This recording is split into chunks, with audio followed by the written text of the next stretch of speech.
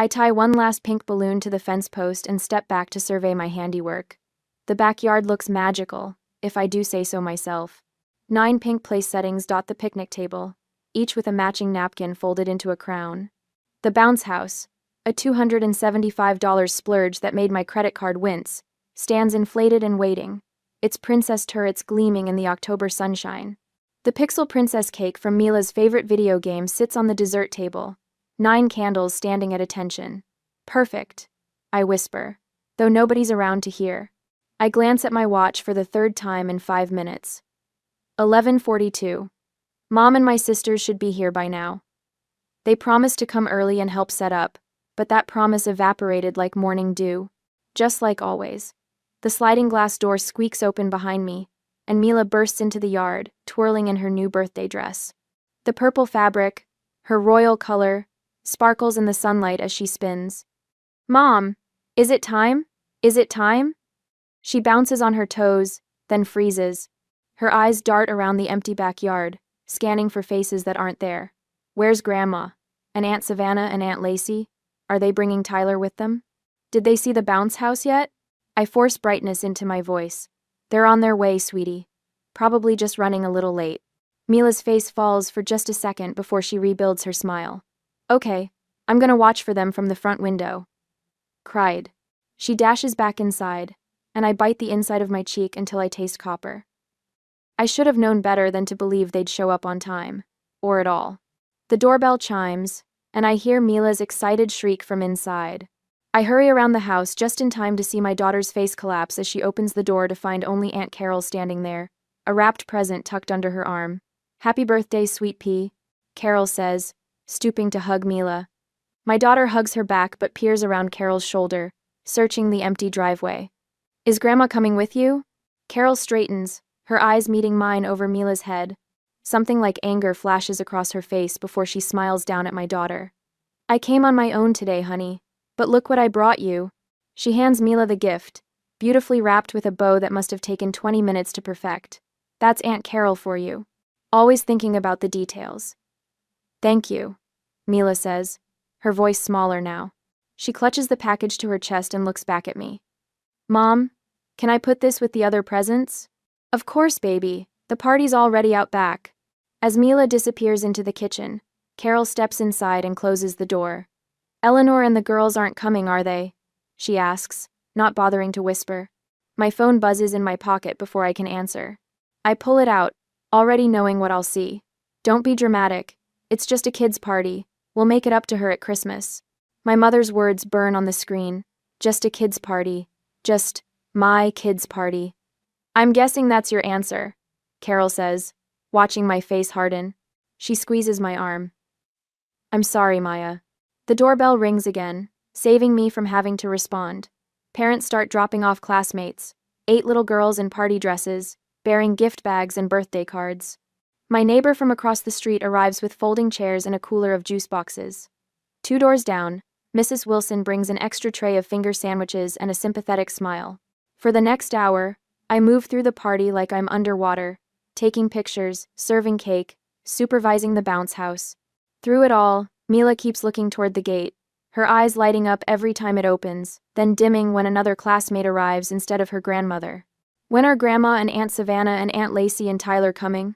She asks, for what might be the 10th time, tugging at my shirt as I refill the snack bowl. I'm not sure, sweetie, I say, smoothing her hair. But look at all your friends who came to celebrate with you. She nods and runs back to the bounce house, but the slump in her shoulders tells me everything.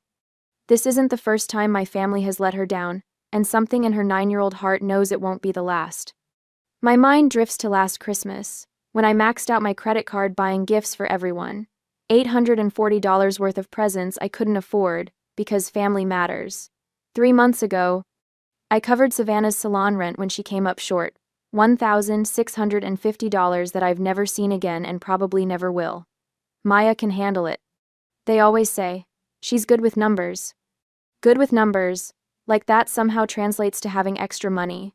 Ever since Dad walked out when I was 20, Mom has treated me like an ATM with legs. You're the head of this family now, she declared the day after he left, as if his departure promoted me to his position of financial provider. My phone pings with a notification. I glance down and my stomach curdles.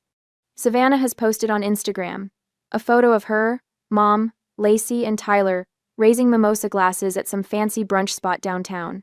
The caption reads, "Family first." Family first. Right. Mom? Mom. Mila's voice breaks through my thoughts. She's standing by the present table, surrounded by her friends, ready to open gifts. I tuck my phone away and plaster on a smile. "Coming, birthday girl?" The girls cluster around as Mila tears into her presents. She thanks each friend with genuine delight, but when all the gifts are opened, she looks up at me, her voice trembling slightly. "Did Grandma forget my birthday?" The question stabs straight through my chest. I open my mouth, searching for words that won't come, when Aunt Carol steps in. "Your grandma has a terrible memory sometimes," she says, winking at Mila. "But that just means you might get a surprise another day." Mila brightens a little at this possibility, and the moment passes as the girls rush back to the bounce house for one last jump before their parents arrive. Carol squeezes my hand. "This isn't right, honey." I nod, not trusting myself to speak. When the last classmate has gone home, I retreat to the kitchen with a stack of plates, letting silent tears fall as I wash each one. Through the window, I can see Aunt Carol helping Mila test out her new sidewalk chalk, their heads bent together over a rainbow taking shape on the driveway. My phone buzzes again. Another text from Mom. "Need $350 for a family emergency. Can you transfer it today?" The plate in my hands cracks as I grip it too tightly. I stare at the message. At the timestamp, 3:48 p.m., right in the middle of the party she couldn't be bothered to attend. Something inside me breaks too. A dam I've been patching for years. I set down the broken pieces, dry my hands, and stare at the message a moment longer. The time for tears is over. A week later, my phone buzzes against the kitchen counter while I'm making Mila's lunch. A peanut butter sandwich cut into triangles, apple slices arranged in a smile, and a note with a little heart. Small gestures to show her she matters. The phone buzzes again, and again. The family group chat. I wipe my hands on a dish towel and pick it up, my stomach already tightening. 1 week since Mila's birthday disaster, and I've barely heard a word from any of them. The screen lights up with my mother's message. Exciting news. Savannah's Sweet 16 venue is confirmed. $1,850 per guest with Miah covering Grandma's share since she's on fixed income. Details attached. I nearly dropped my phone. Sweet 16? Savannah is 26 years old. Mom means sweet 26. Lacey clarifies in the next message. Theme is second chance at Sweet 16, since her real one was at the VFW hall. My fingers tremble as I open the attached PDF. There, printed in glossy color, is a sponsorship page with my LinkedIn profile picture prominently displayed under Platinum Sponsor, Miah Allen. What the? I bite back the word, aware of Mila's small footsteps padding down the hall. Another text arrives from Lacey. "Miah, you're the accountant. Just handle the deposit. Deadline this weekend." Not a request, a command. "Mom?" Mila appears in the doorway, Lego piece in hand. "Can you help me with this spaceship?" "In a minute, sweetheart." My voice sounds strange, distant even to my own ears. I watch her shuffle back to her room, shoulders slumped in that way that's becoming too familiar. Just like at her birthday party. Just like every time my family makes promises they never keep. After Mila's door clicks shut, I sit at the kitchen table and open my banking app. The balance stares back at me. $4,213.47. Every penny earmarked for Mila's braces next month. On the counter sits the stack of medical bills from when she broke her arm 2 years ago. Insurance covered most of it, but the $1,200 deductible had cleaned out my emergency fund. I'd sold Grandma Rose's silver ring, the only heirloom I owned, to cover the emergency room visit. Grandma Rose, who taught me to balance a checkbook when I was 10, who'd be horrified to see how her daughter treats her granddaughter. My budget spreadsheet is open on my laptop, color-coded, precise to the penny. Rent, $1,025. Utilities, $187.32. Groceries, $420. Car payment, $315.76. After school care, $240. The margins are thin, but we make it work. Our small 2-bedroom isn't much, but I've made it a home. Clean, cared for, safe. I scroll through old Venmo requests from my family. Last month, $650 for Savannah's salon. Emergency. Month before, $420 for mother's new patio furniture. Christmas. $840 for family gifts. None repaid. None even acknowledged beyond a quick, "Thanks, sis," text. My mother, Eleanor, has perfected the art of financial manipulation. She wields guilt like a credit card with no limit. "After all, I sacrificed raising you girls alone," she'll say, conveniently forgetting it was her constant spending that drove Dad away. Savannah, my youngest sister at 26, runs a salon that hemorrhages money faster than she can highlight hair. Every crisis is an emergency, requiring immediate funds. Every loan is just until next month, but somehow next month never comes. Then there's Lacey, 24, opportunistic and drowning in credit card debt from online shopping sprees she can't afford. Somehow her financial problems always become my financial solutions. The doorbell rings, startling me out of my thoughts. "I've got it," Mila calls, running to answer before I can stop her. I hear Aunt Carol's warm voice in the entryway. "Hello, sunshine. Is your mom home?" Carol steps into the kitchen, arms loaded with a casserole dish. Her eyes narrow at my expression. "What happened?" she asks, setting down the food. I wordlessly turn my phone toward her. She reads the message, her mouth tightening into a thin line. "They've got some nerve," she mutters, sinking into a chair beside me. "After missing her birthday." No. They had brunch instead," I say flatly. "I saw the Instagram post." Carol reaches across the table and squeezes my hand. "Your mother has always been like this, even when we were kids, but you don't have to keep playing along." A knock at the back door interrupts us. Mrs. Wilson, my 1-year-old neighbor, waves through the window. I gesture her in. "Brought you some banana bread," she says, then stops, reading the room. "Bad time?" "Family drama," Carol explains. Mrs. Wilson nods knowingly. She's been bringing me casseroles since Mila was born, offering wisdom without judgment. She saw how often I took time off work when family emergencies struck, witnessed the parade of relatives asking for favors but never returning them. "Your coworker," James called. "Mrs. Wilson says.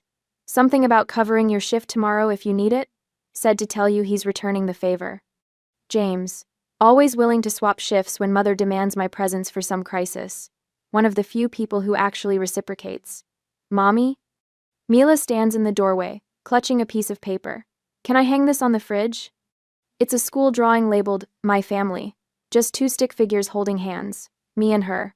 My throat tightens as I take the picture. "Of course, baby." While I'm finding a magnet, I notice the stack of thank you cards on the counter, handwritten by Mila herself for each friend who came to her birthday. Each one decorated with careful crayon stars. That night, after tucking Mila in, I pass her room and hear her small voice. "God, please make Grandma like me more." Something in me shatters. Back at my laptop, I find an email I wasn't meant to see forwarded inadvertently by the hotel. The contract for Savannah's Sweet 16 was signed 3 weeks ago. Before Mila's birthday.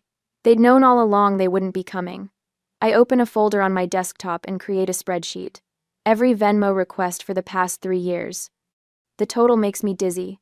$23,470.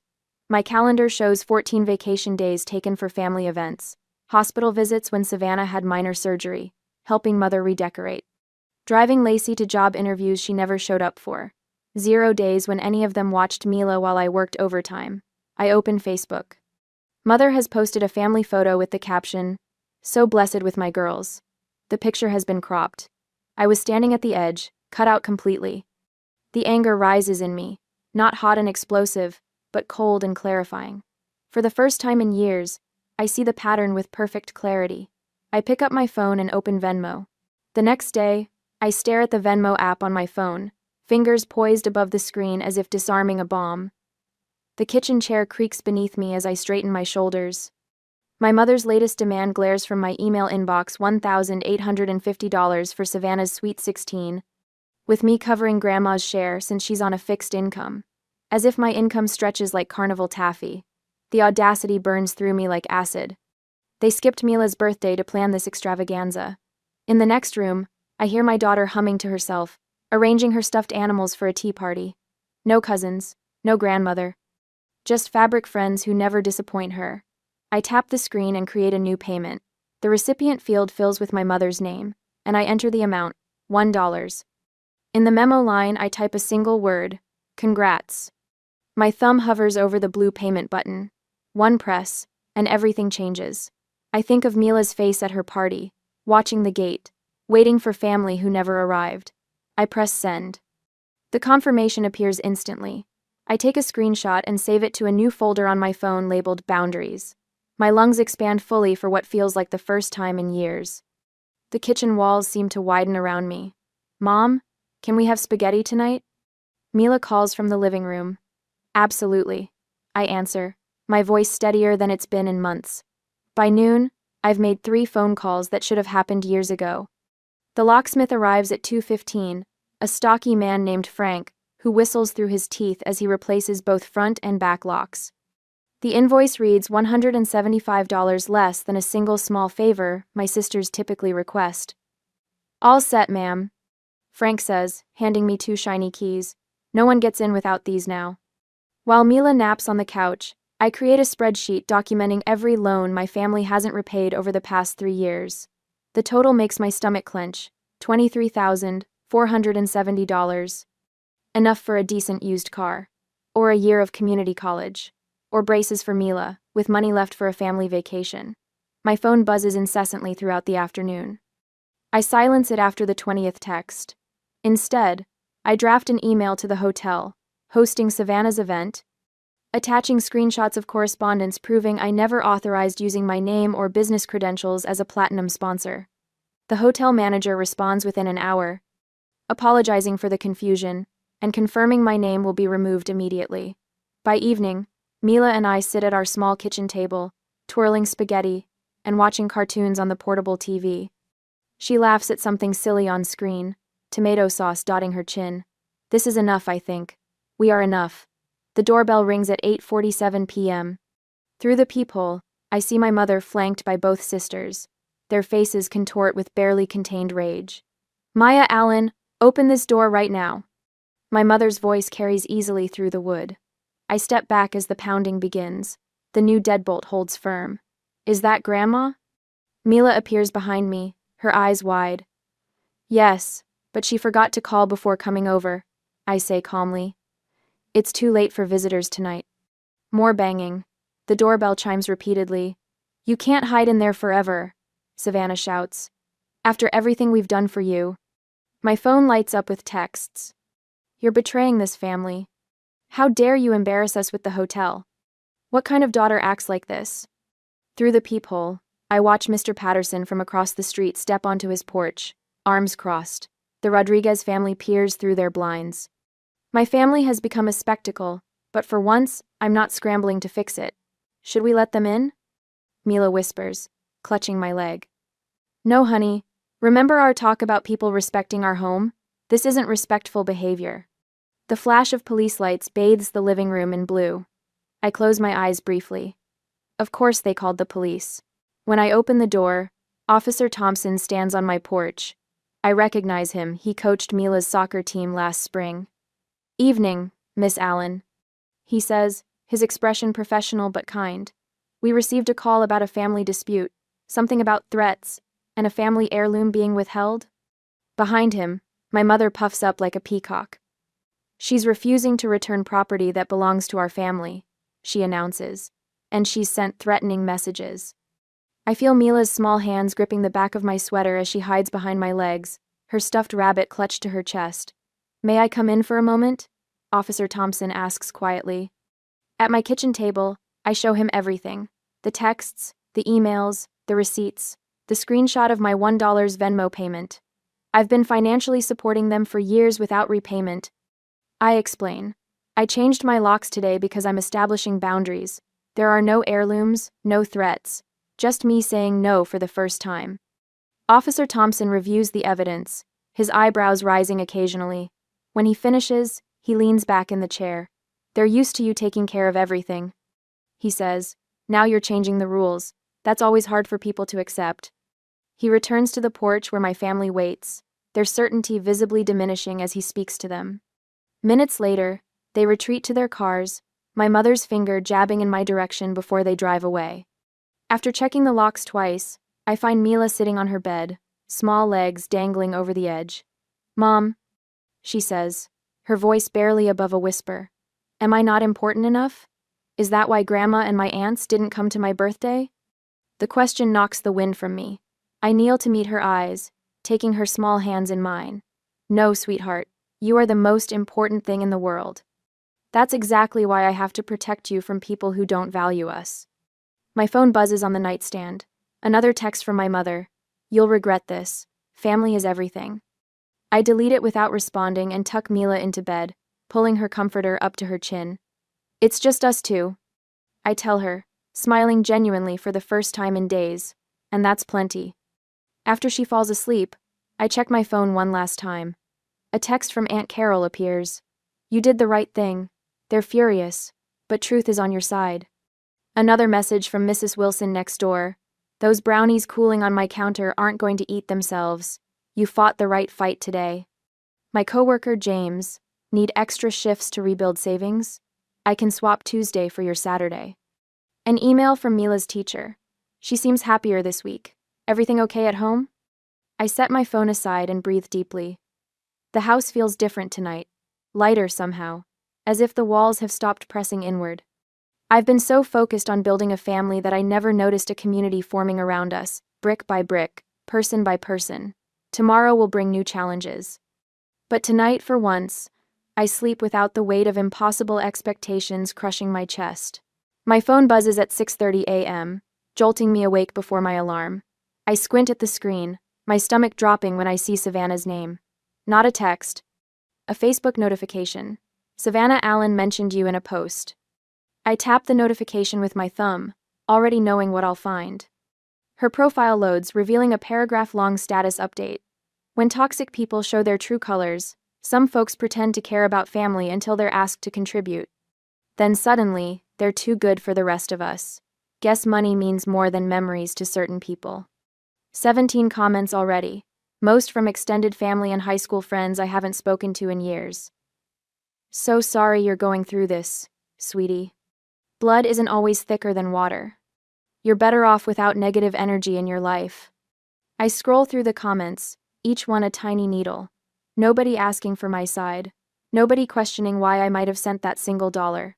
Just automatic assumption that I'm the villain in this story.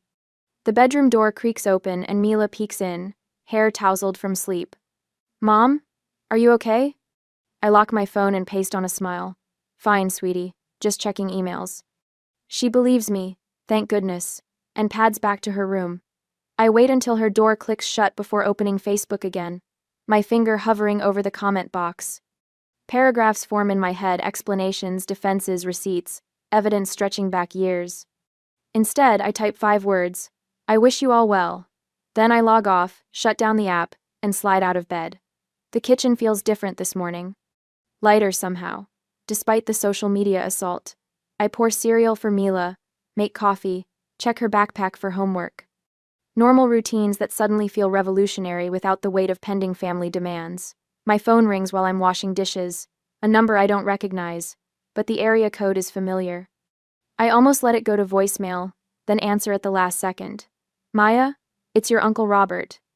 My father's brother, a ghost from another lifetime. "Uncle Robert? I haven't heard from you since."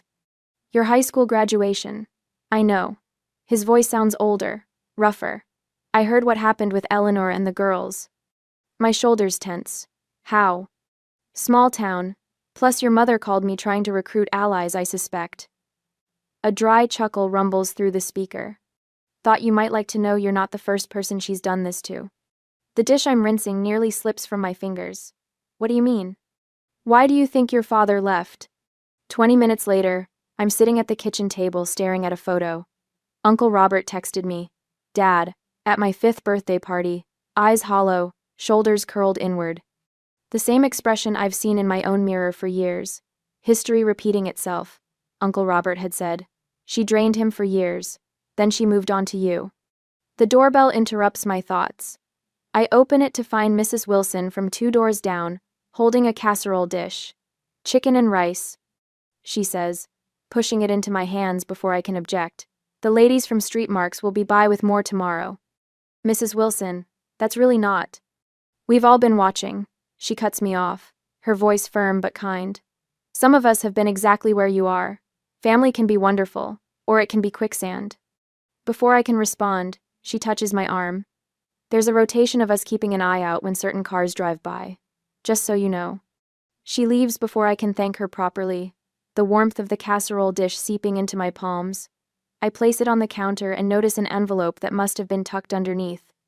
Inside is a $200 gift card, with a simple note, for Mila's needs. No name, no strings attached, just kindness without expectation of return. The contrast knocks the wind from me. I sink onto a kitchen chair, tears blurring my vision. These neighbors owe me nothing. We exchange waves at mailboxes and occasional small talk about weather. Yet here they are, forming a protective circle while blood relatives wage digital war. That evening, after Mila's asleep, I pull out my budget spreadsheet. For the first time in years, I recalculate without factoring in family emergencies. The numbers shift before my eyes, revealing an extra $732 monthly that's been disappearing into the black hole of my family's demands. $732. Enough for Mila's braces, with some left over. Enough for the education account I've been dreaming about since she started kindergarten. Enough for a modest vacation at the lake this summer, where she can make memories that don't include waiting for relatives who never show up. I stare at the numbers, my breathing growing steadier with each inhale. Then I open a browser and research savings accounts for education. 20 minutes later, I've opened one in Mila's name with a small initial deposit. A start. A seed. The next morning, grocery shopping feels different. I study prices out of habit but realize I'm not calculating each item with the razor-thin margins of before. At the checkout, I splurge on a bunch of tulips, $24 for no reason except they're pretty and will make our dining table cheerful. This small rebellion against scarcity brings a smile to my face that lasts all day. Saturday morning, Mila wanders into the living room while I'm folding laundry. She's wearing her favorite pajamas, the ones with rainbows that are getting too small but she refuses to give up. Aren't we going to Aunt Savannah's party today? She asks, casual as can be. My hands freeze mid-fold.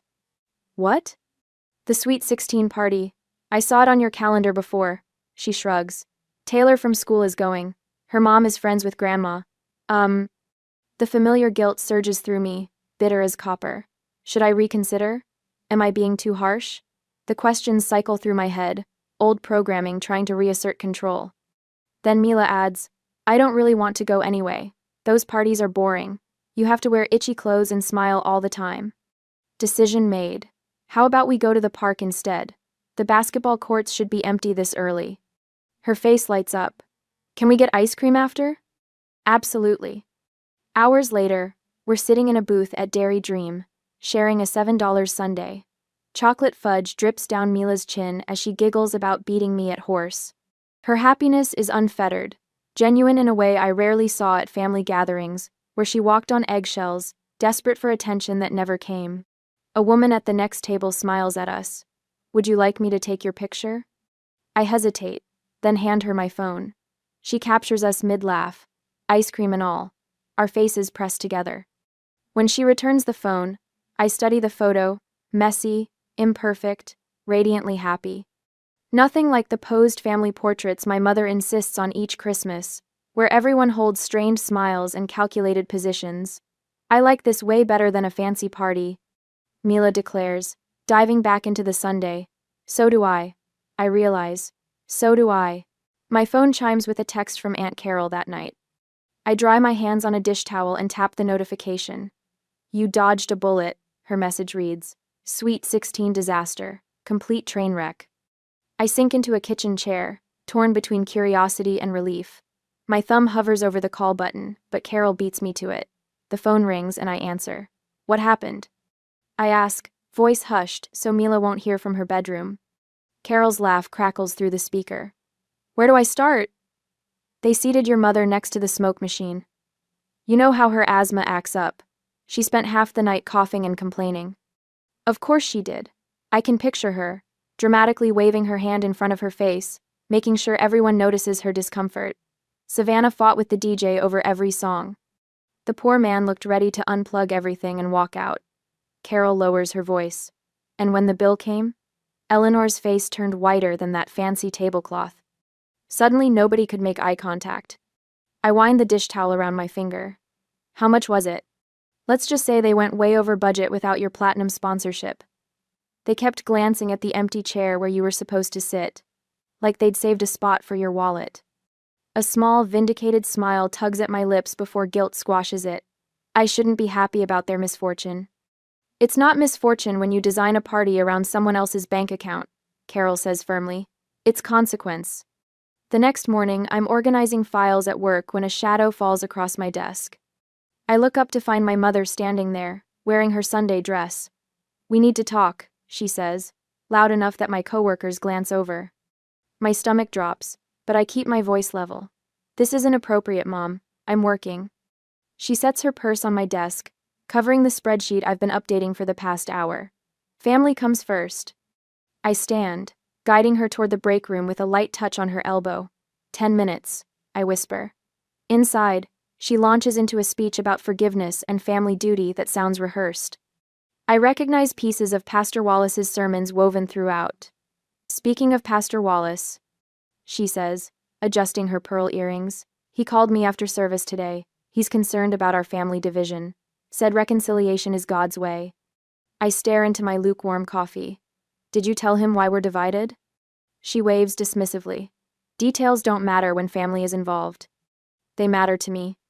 That evening, an envelope was waiting in my mailbox. No return address. Inside, a handwritten note reads, "Children need their grandmother.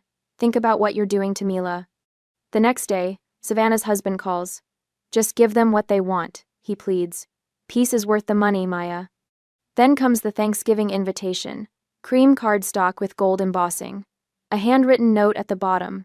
Water under the bridge if you contribute $750 for the venue. I place it on the counter beside Mila's school photo. Her smile has returned these past weeks, brighter than before. After tucking Mila into bed that night, I sit at the kitchen table with an old family photo in my hands. Christmas, 7 years ago. Dad was still with us then. Mom hadn't yet assigned me his financial responsibilities.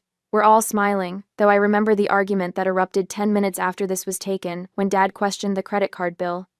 My phone sits beside me, Mom's number highlighted. One tap would reconnect us. One call could smooth everything over.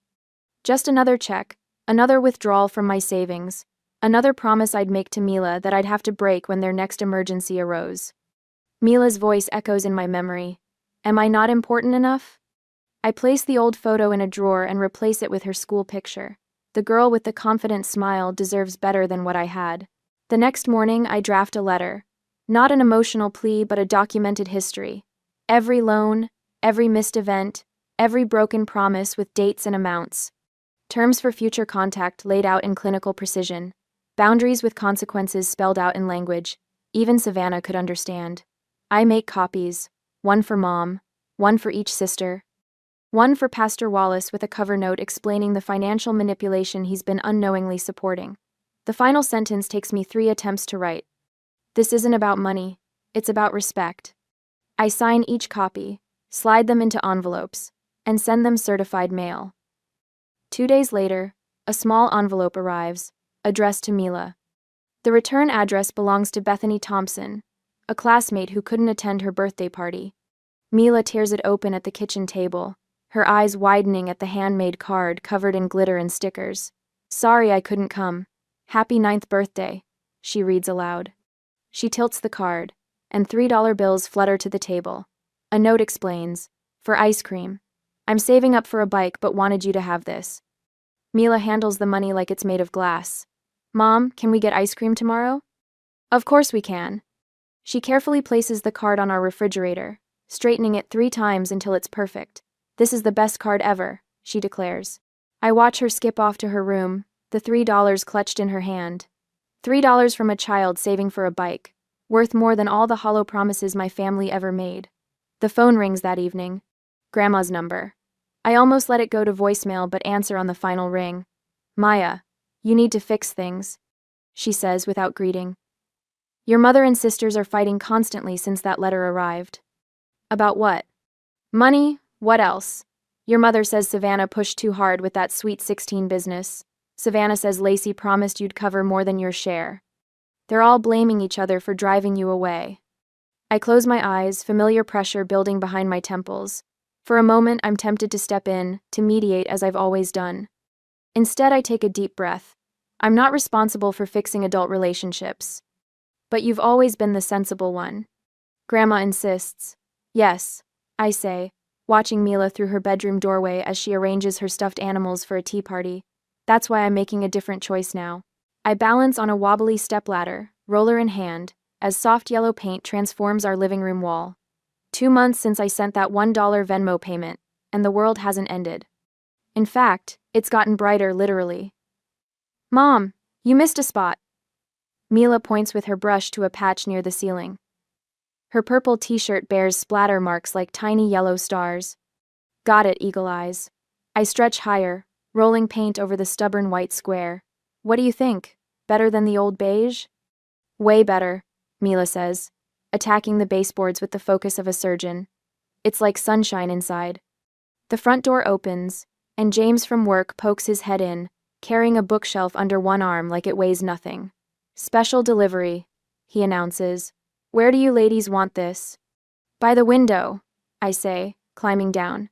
You didn't have to build it yourself. James shrugs. What else would I do with my weekends? Watch golf? His laughter fills our small house, a sound that once would have made me tense, expecting my mother's judgment about male visitors.